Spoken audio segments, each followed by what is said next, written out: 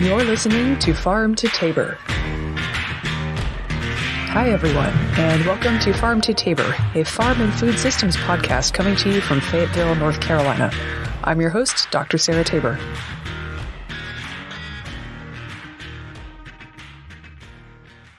So me and the bees, we go back about 10, 11 years. It was a summer gig in Florida after Africanized bees had already been a thing for a while, and colony collapse disorder had just hit. I was working with the Florida Department of Agriculture, and we had two jobs. Keep an eye on the Africanized bee situation, and see if we could figure anything out about this whole colony collapse thing. There was a lot to do. We had test hives that we had to take care of, so we got in the bee suits.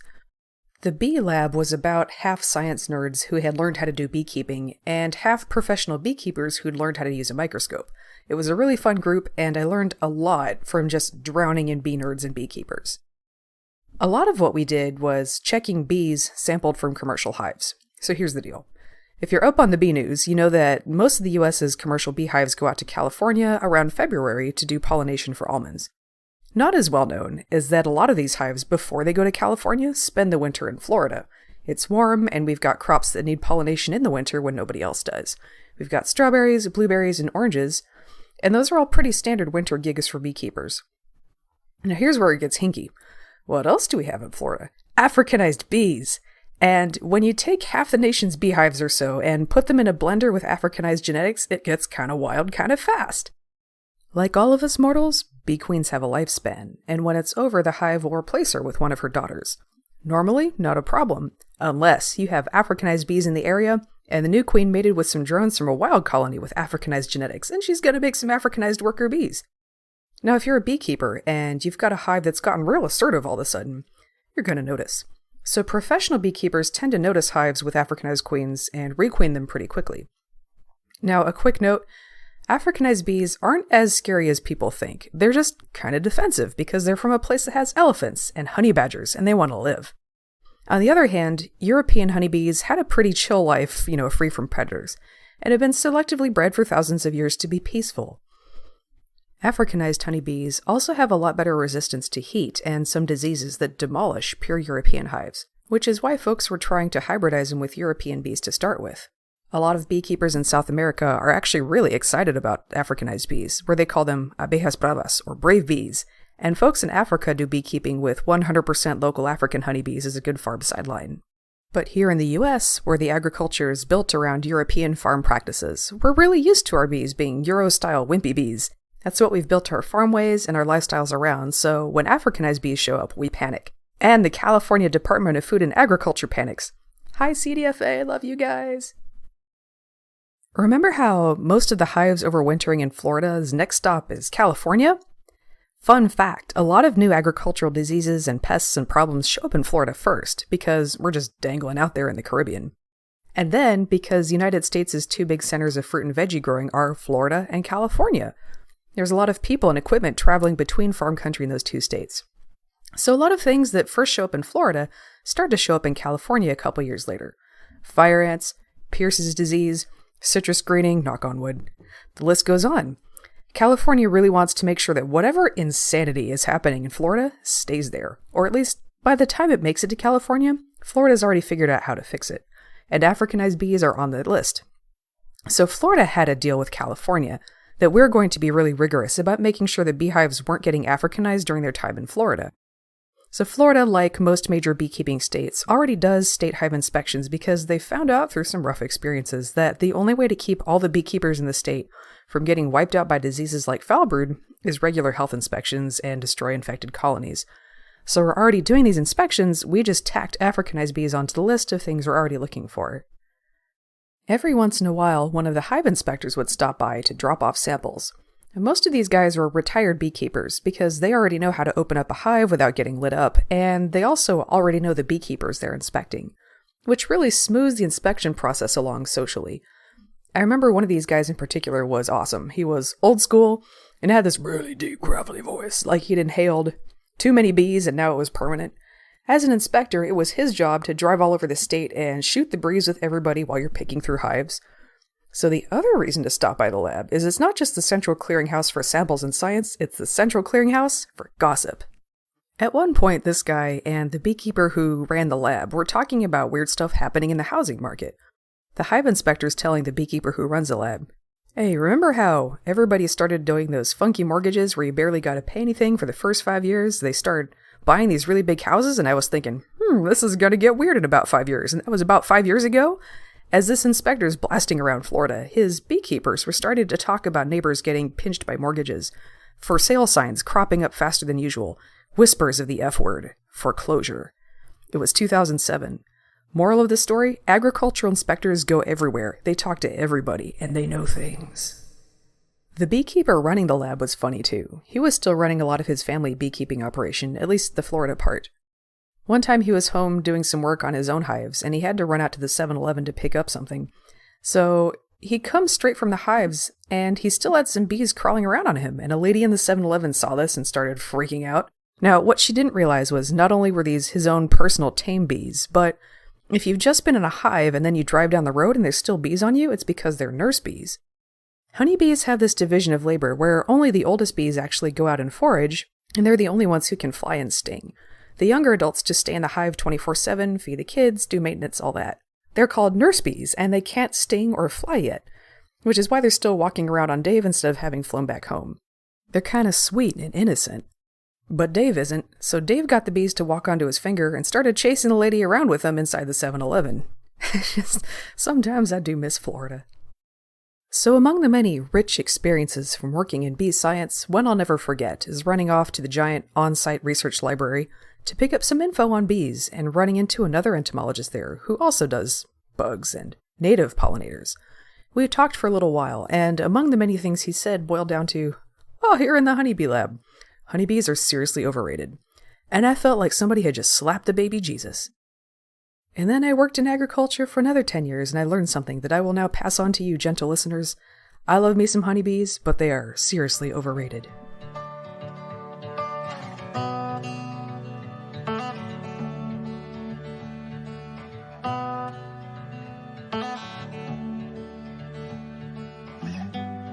Globally, there's not actually that much food that depends on pollination from bees. Most grains and pulses self-pollinate and have a flower that's not even built to let bees in, or they just pollinate by wind. Corn and tree nuts, except for almonds, all just pollinate by wind as well. Farmers plant root crops like potatoes, sweet potatoes, cassava, and taro by planting roots. Flowers and seeds aren't a part of their crop cycle at all, so there's little use for pollinators. There may not be a lot of variety in a diet made up of starches, nuts, and legumes, but they do make up the bulk of the food that humans actually consume, and are the keystone of food security. No pollinators involved. The crops that do need pollinators are pretty limited. Absolute musts are crops in the squash and melon family, berries, temperate tree fruits like apples, cherries, and peaches, almonds, which are actually in the cherry and peach family. Fruits in the nightshade family like tomatoes, peppers, and eggplants definitely do better with pollination, but it's not a 100% deal breaker, and here's the other thing. Honeybees are kind of mediocre at pollinating every single one of those crops we just named. It's time to talk alternative bees! For every crop that actually needs pollination, there is at least one group of bees that's better at it than honeybees. It's not that honeybees are bad, they're just okay. Even though they occupy a really key place in the Western imagination as an example of being busy, here's the thing. If you actually look inside a hive, like I did for months, doing lab stuff right next to the Bee Lab's see-through demo hive, you'll notice that a lot of bees in there are just chilling. They're not grooming, they're not eating, they're not interacting with other bees, they're just hanging out. Honeybees spend so much time sitting around the hive doing nothing. We keep trying to use them as a symbol of the Protestant work ethic, but they're kind of terrible at it. If the weather's cool or cloudy, they don't even bother foraging, they just stay inside. And no judgments, millions of years of evolution says that's what works best for their survival. So that's what they should do. But it is a data point to keep in mind if you're looking to build a food system, and you want to make a really good way to get all of your crop pollinated in any weather. There's also more to being a good pollinator than just hours on the clock. For a lot of crops like blueberries and tomatoes, a bug just crawling around in the flower the way a honeybee does really doesn't get the job done. You need a bumblebee. They're big and super fuzzy, so they just catch and spread around a lot more pollen. They also do this thing where they go bzzzt on the flower to shake the pollen loose and make it easier for the bumblebee to pick it up. Some flowers actually don't get pollinated any other way. In the bee biz, they call it buzz pollination, and if you'll notice, for situations where you need to pollinate crops but you can't use bees for some reason, The tools they sell to do it aren't a fuzzy stick, they are vibrators for plants. The flowers need a good shake to let that pollen out. This group includes tomatoes, peppers, eggplants, blueberries, and cranberries, all in that group. Where honeybees don't do them any good, gotta use bumblebees. The food system is still catching up to this reality. You can get bumblebee colonies pretty easily, and you can even just have habitat for native bumblebees to live in. But a lot of farms still use honeybees for these crops that need bumblebees because old habits die hard. In a lot of cases, farms are convinced that honeybees work because they used honeybees and they got good yields. When that happens, it's often a case of native bumblebees picking up the slack. And with blueberries, there's also an extra wrinkle. Blueberry flowers are shaped like a long bell, with the nectar way down in the cupped end. Bumblebees' tongues are long enough to reach down and suck it up, but honeybees aren't. So if you put a honeybee hive in a blueberry field, they will figure out pretty quickly that they can't get anything if they go through their front door. So they'll start just chewing holes at the base of the flowers, sucking out all the nectar, and not getting any pollination done at all while they're at it. So bless their little honeybee hearts, for blueberries they are worse than useless. Fast forward to another honeybee experience. At one point, still in Florida, I was now working in blueberry breeding, and one of my jobs here was tracking bloom windows for new blueberry varieties. Before we released a new variety for farmers to plant, we have to be able to tell them if it blooms early or late in the season so they can plan accordingly. So I'd go out there, check out the test bushes, and track them through bud break, full bloom, and the beginning of fruit set, and so on. One of the test farms was a patch rented, or something, at a commercial blueberry farm, so it was easy to see how the new varieties stacked up against the established commercial ones. This farm was actually in Georgia, and they had a big old bee yard with 20 or more hives right next to the test blueberry patch, and they were in full bloom, so it was just bees everywhere, and they weren't scary or anything. When there's a lot of flowers, honeybees are like little kids in a candy shop. They're in a really good mood and just focused on the loot. You'd have to inhale one to make them mad. That said, there were enough of them flying around that could happen. The other thing is, bees don't just collect nectar and pollen. Every hive has a few foragers assigned to collecting salt, and it's early spring in Florida, aka your last window to wear sandals before the fire ants come back, and I didn't think this guy was going to put honeybees in his blueberry patch because that's crazy. So long story short, there was this one bee on salt duty that figured out that my feet were sweaty and salty, so every few minutes she'd come back and crawl around between your toes because that's where the good stuff is apparently, and it tickles, but you can't twitch or she's going to light you up. And when they do that, they also tag you with pheromones that tell all the other bees around to sting you, and you're already alone in the middle of a bee cloud on a farm in Georgia's armpit that's 45 minutes away from the nearest bathroom, never mind a clinic. After a minute or two, this bee would fill up and leave, and a couple minutes later, she'd be back, over and over and over. And this whole time, I'm looking at all these flowers with holes chewed in them because the honeybees are robbing them instead of pollinating, and I'm getting bug-toed by this one bee on repeat, and I can't do anything about it, and I'm sweating and just going, why? Why, God, you know honeybees don't work for blueberries. Could you please tell this guy? Sincerely, me. P.S. They may have been there because the beekeeper's paying the farmer to let his bees rest up there and feed on blueberry nectar. That is a deal that can happen sometimes because pollinating gigs can be hard on hives. Definitely didn't do anything for the guy's blueberries, though. So that's honeybees and blueberries. For crops in the melon and squash family, or cucurbits, bumblebees and native squash bees are where it's at. Cucurbits have big, fat, sticky pollen grains that don't stick to honeybees very well, and squash bees' fuzz is built to hold on to it. They also do most of their work before dawn when squash flowers have just opened. Farms do see a lot of work before dawn, but typically during harvest, not during pollination season. There aren't a lot of reasons to go crawling around in a field in bloom just before dawn, so it's really easy to miss that squash bees are working. You come through later in the day, you see honeybees fooling around and you get a good yield and you put two and two together and figure that yield must be because of the bees you saw, but nobody notices the squash bees.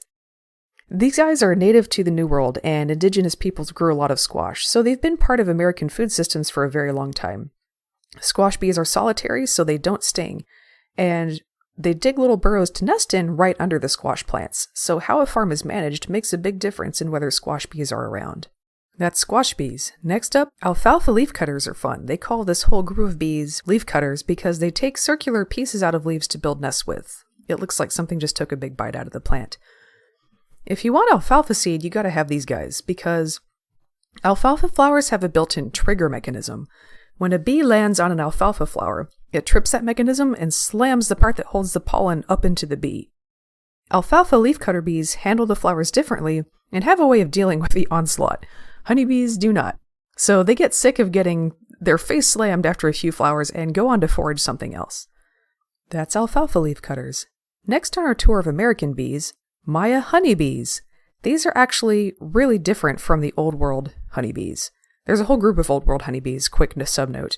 There's the European and African subspecies of the western honeybee, Apis mellifera.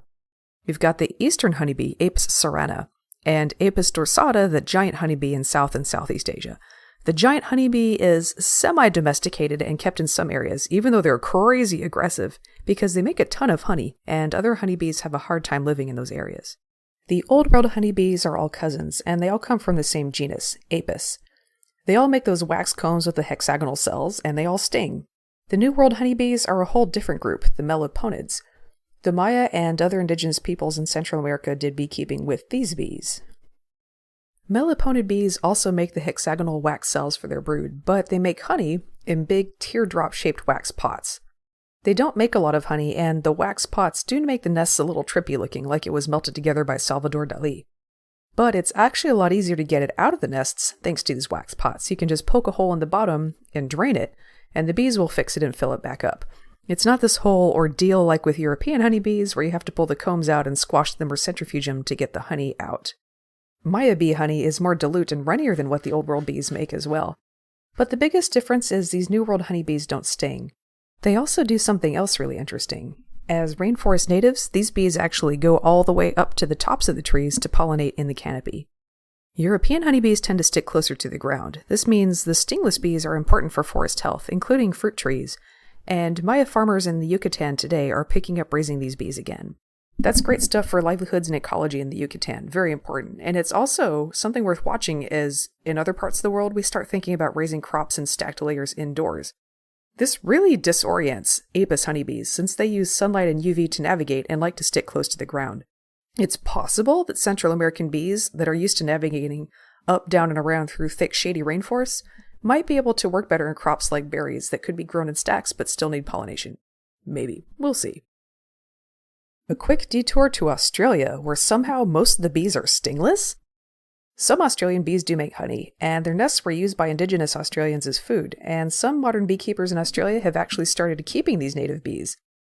Probably the most popular native Australian bee for beekeeping is called the sugarbag bee, or Tetragonula carbonaria.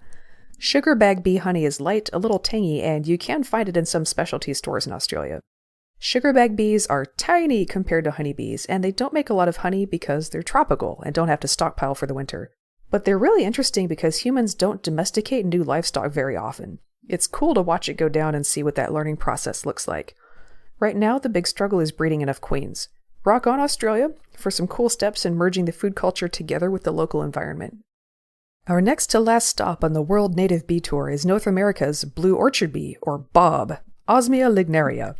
These are little tiny, bright blue solitary bees, and they're starting to get some traction for orchard pollination in California. Honeybees have big stockpiles of honey to live on, so they stay inside when it's cold or rainy out, and a few days of rainy weather during pollination season can mean your whole crop is stunted.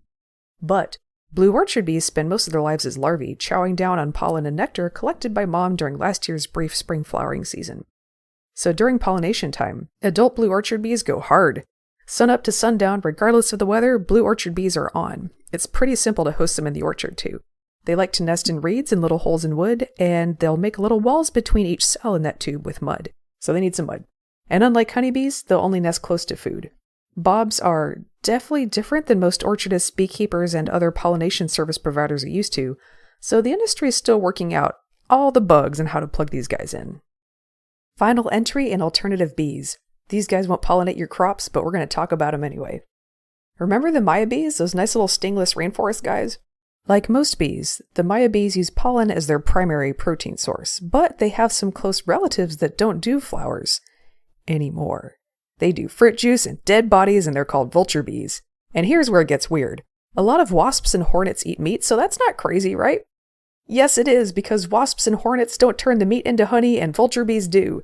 They make honey out of fruit juice and meat. We're going to let the scientists take it from here. The proteic nutrition is based on a paste-like material collected directly from carcasses. The treatment involved in the maturation of the protein source is complex and takes several days. Yummy. With so many bees in the world, Why are we so nuts over European honeybees? They're just one of thousands of pollinators, and bless their hearts, they're not really that exceptional at it if we're being honest. They used to be the only source of sugar and clean-burning light in the Middle Ages, but that was centuries ago. So our sense of investment in the species isn't about survival or making crops grow or because they're an important part of the ecosystem in North America. Here, they're actually an invasive species that can do a lot of harm to native pollinators through competition and bringing foreign disease. And if that sounds familiar, foreign invaders elbowing out the natives through competition and disease, we may be on the right track to finding out why it is the honeybees have such a tight lock on Anglo-American culture.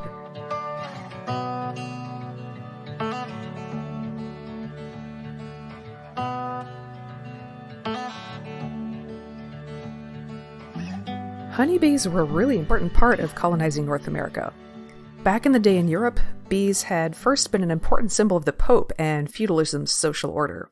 A single king bee, they still thought the queen was a king back then, holding all the worker bees in obedience and bringing forth God's gifts of sweetness, light, and mead. They were a useful teaching tool for telling peasants why it was in their best interest to stay in line. So the elites of old Europe really pushed this bees are the ideal society concept. They really wanted folks to feel like they were worker bees. To make sure everyone was on the same page there, honeybees were used in all kinds of political and religious imagery. As the Reformation came around, honeybees morphed into a symbol of good, industrious Protestant values. The elites at that time really wanted to make sure that their employees, dependents, and townspeople were productive, like all the time. So with the Reformation, the social rules changed completely, but the "we are cool like the bees" meme stuck, and they remained a key symbol and propaganda tool about the social order, even as that social order turned completely on its head from feudalism to a more capitalistic style of life. Which, just for the record, is a really impressive marketing feat to be the symbol of the old ways and just smoothly transition into being the symbol of the new ways. The bee meme took yet another turn with the colonization of North America. The first hives brought over here were very portable strains from Germany, which tend to swarm and split off new hives a lot more readily than other honeybee strains in Europe. That's why they were the easiest to catch and bring over on ships. That also meant they tended to up and swarm away from you whether you wanted them to or not, and honeybees lit off across the continent. It took them a little more time to get through the eastern forests since they're not ideal honeybee habitat, but records show they still consistently stayed about 100 to 200 miles ahead of the advancing front of white farms. And as soon as they hit the prairies, they leapt ahead. European colonists had a lot of feelings about the bees' spread, the domestic hum of the hive, their giant broods, constantly swarming and splitting off for new territory where they busily built new homes, felt very relatable to colonists who were building new homes, having ridiculous numbers of children, even for the time period, and outgrowing, overworking, or losing interest in their plots, putting them constantly on the move and sending off relatives to new sights unseen. And again, honeybees tended to run 100 to 200 miles ahead of where colonists were putting down farms. That did not go unnoticed by the folks already living there. Multiple writers at the time mentioned that Native Americans would note the arrival of honeybees with a kind of, "There goes the neighborhood." Honey hunting, or getting honey from feral bee colonies in that 100 to 200 mile wide strip where there were bees but no land claims yet, was an important subsistence activity both for Indians who had bees in their woods now and were starting to lose hunting grounds and other traditional resources due to colonization, and for white honey hunters, who tend to show up in records at the time as scruffy folks who couldn't be bothered to hold down a job or a farm. Indians tended to figure since the bees didn't belong to anyone, they were like any other wild resource, fine for foraging. And the white honey hunters figured that since the bees didn't belong to anyone, honey hunters had a legal claim to them. Honey hunting was such an important economic activity on that boundary between white-held and native land that debates over who had the right to do honey hunting on unaffiliated land actually played some really key roles in shaping America's mental and later legal framework for land ownership, property in general, and who got to do what in colonial America. Spoiler, it didn't go the Indians' way. Colonists were so emotionally invested in honeybees as little bug versions of themselves that throughout the colonization process, honeybees wound up playing a really key propaganda role in influencing how colonial settlers saw themselves and how they came to believe that it made sense to take legal claim to places that they weren't from and weren't for sale.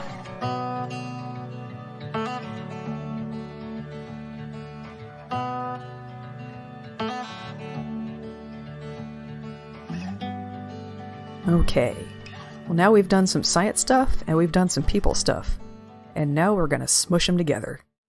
You might have heard of colony collapse disorder, or CCD. What if I told you it wasn't really a big deal. We'll get into why that's important in a minute, but first let's roll around in some data. Colony collapse disorder didn't actually show up out of the blue in the 2000s. Widespread colony collapses, where healthy-looking hives full of brood and food, but the workers are just gone and it's happening everywhere, have totally happened before and we all lived. 53% of colonies died out in Pennsylvania in 1995. A mysterious die-off hit Australia, Mexico, and half the US in 1975. An earlier wave of colony deaths went through California, Louisiana, and Texas in the 60s. The US in 1918 and 1919, the Isle of Wight had 3 bee epidemics between 1905 and 1919 and lost 90% of their hives in total. Colonies went down to tiny clusters of bees and a queen or nothing at all in late spring of 1891 and 1896. They called it May disease because it happened in May. A reporter noted abandoned hives full of honey in 1868.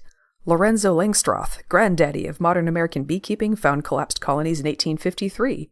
Ireland was a bastion of learning and literacy in the Middle Ages and recorded catastrophic bee colony collapses in 1443, 992, and the year of our Lord 950 AD. There have doubtless been others as well, going even further back, but the people who kept bees and the people who could read and write didn't have a lot of overlap, so we don't have records. Weird random die-offs is something European honeybees just do. The 2007 colony collapse outbreak was just the first time it happened when social media was there to notice. Knowing that colony collapse is a very old foe really helps us sort out what's causing it, and that, folks, is why we keep records. So for a little bit of context, let's talk turnover in normal years. In a good year, the hive turnover is about 20%. About 1 hive out of 5 goes kaput per year in normal conditions. Depending on demand for pollination, beekeepers may also choose just not to keep some hives over the winter, which means the mortality stats fluctuate a lot because of deliberate action by beekeepers in response to economic conditions. And then we also get years where a lot more hives go under, not on purpose, about 1 year out of every 10 throughout recorded history. There's often no cause ever found, it's just chalked up to rough winters or the general stress of moving around. Migratory beekeeping is an ancient occupation. In ancient Rome, traveling beekeepers followed the seasons up and down the Po River, and 2,000 years before that, migratory beekeepers sailed up and down the Nile, a 1,000-mile-long trek from the highlands to the delta and back. Today's food movement really likes to paint moving around as modern and unnatural, and traditional means being sedentary, or as they like to say, rooted. But a mobile lifestyle, traveling huge distances to keep livestock thriving, goes way back before farming was even a twinkle in humanity's eye. Sometimes the animals were cows, goats, and camels, and sometimes they were bees.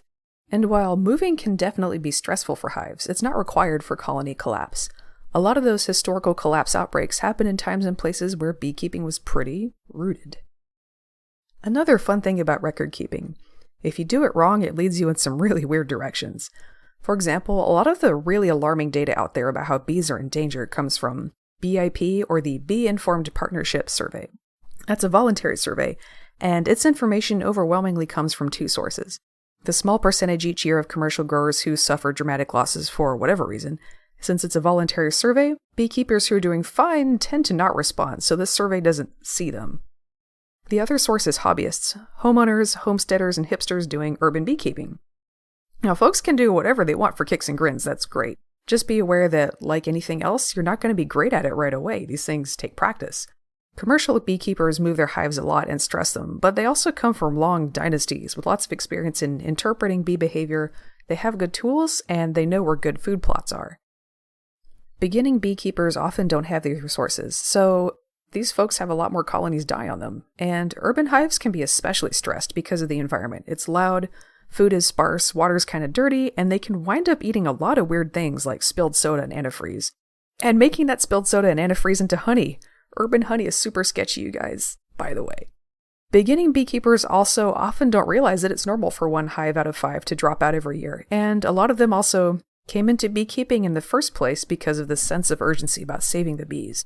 So they report every single hive mortality, which, again, they already tend to get more of just out of being new at it. Since the BIP survey gets almost all of its data from these really niche sources, it paints a very different picture than if you actually looked at all the beekeepers. Compare it to a USDA survey, which uses much tighter methodology. Now that we've had about 10 years to fool around with CCD prevention, there seems to be a pretty solid consensus in the scientific and beekeeper communities. There is no one cause of CCD. It seems to come down to general hive stress and disease. Beekeepers who run a tight ship with hive health checks and maintenance tend not to have a lot of losses. Scientists haven't found any one disease or environmental factor that causes CCD, but they do know that hives with several pest and disease problems like varroa mites, nosema, twisted brood virus, and so on are more likely to succumb. Pesticides can be a stressor, but they're nowhere near as big a factor as parasites and disease.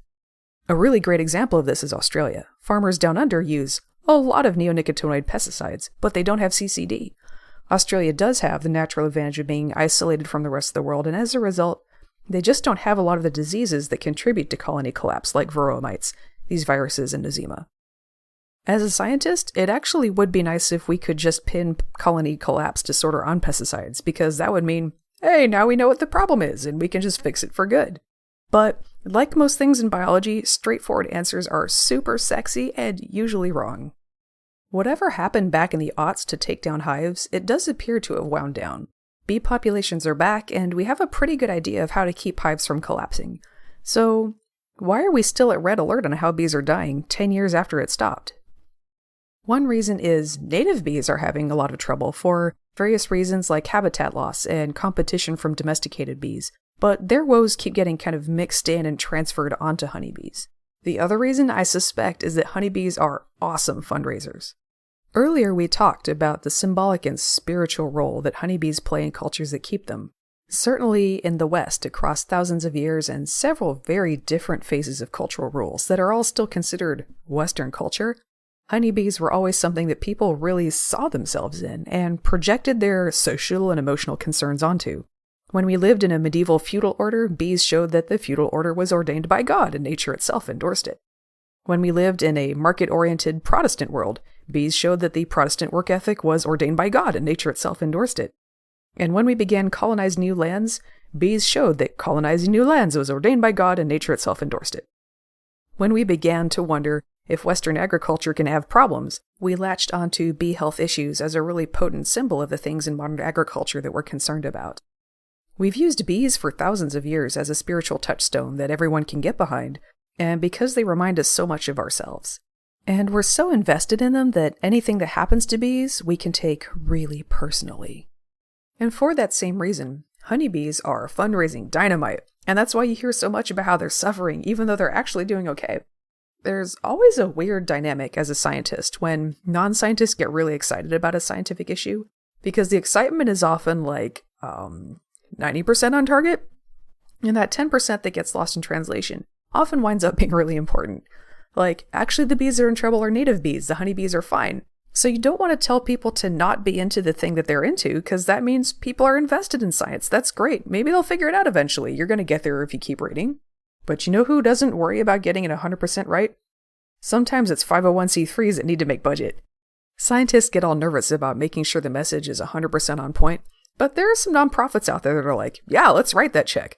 You can get some that really understand the importance of meeting people where they're at emotionally and don't worry so much about the details. And that can lead to signal boosting messages that aren't 100% accurate, and scientists get to be the boring jerkwads who clean up the mess. Bottom line, this stuff happens because the West's relationship with honeybees is very old and very emotional. And like a lot of really emotional relationships, it can get weird. We have a word in English for loving a thing because of the nice things that it gives us, and also because that thing reminds you of yourself. We pronounce it narcissism. So in that unique relationship that Western culture has with honeybees, I think that also plays a little bit of a role. This is no reflection on the bees. This ain't their fault. But I do think recognizing that cultural tendency and where our human flaws come into play helps us sort out our very human motivations and come to a place where we can make clearer decisions for 360-degree sustainability instead of just shooting from the hip. I think that one of the biggest challenges that we have in agriculture today is that so many decisions from farm to table are made emotionally. And it's not that feelings are bad. When something doesn't feel right or when something makes us feel good, that's really important. We need to pay attention to those things. What I want to do is build on that, because the feelings alone aren't enough. It's so easy to prey on insecurity or fear or the desire for status and recognition or a collective sense of importance or just to feel something and shoot from the hip. that just reacting to emotions can take us into decisions that are not going to satisfy in the long term. When we feel passionate about a problem, that's awesome, and that's a call to make sure that we understand why that problem speaks to us, to learn everything we can about how it works, and to be fearless if what we learn shows us that maybe fixing it is going to be more complicated and harder and maybe not going to go down the way we thought it was when we started that learning process with our limited knowledge. That heart plus mind approach works for science, it works for business, it works for parenting, and it works for food systems. To bring it back to bees, we can love and support honeybees without letting the love affair fuzz our judgment on how to build food systems going forward. As consumers and nonprofit donors, we can remember that honeybees are a big part of our food systems, more out of habit and the legacy of colonialism than because they're good at pollination, and sometimes they actually harm native pollinators that we need by hoovering up all the bee food. So choose those donations carefully. If we're farmers, we can try a little something new and use bumblebees or native bees and maybe save a few bucks, because now we've got an in-house DIY solve for something we used to spend big money on. And if we're not farmers, but we live near some, maybe this podcast can give us a great idea for a business raising native pollinators. Blue orchard bees are great, but it's hard to find someone who can bring them to your crop. I'm just saying. Well, that's it for today. Special thanks to Joe Ballinger for his bee science. You can find citations for this episode at farmtotabor.com. Special thanks also to Lauren Harris for sound work. Catch us next time for Grappling with Our Ghosts, the land grab that built America's farms and what it means for us today.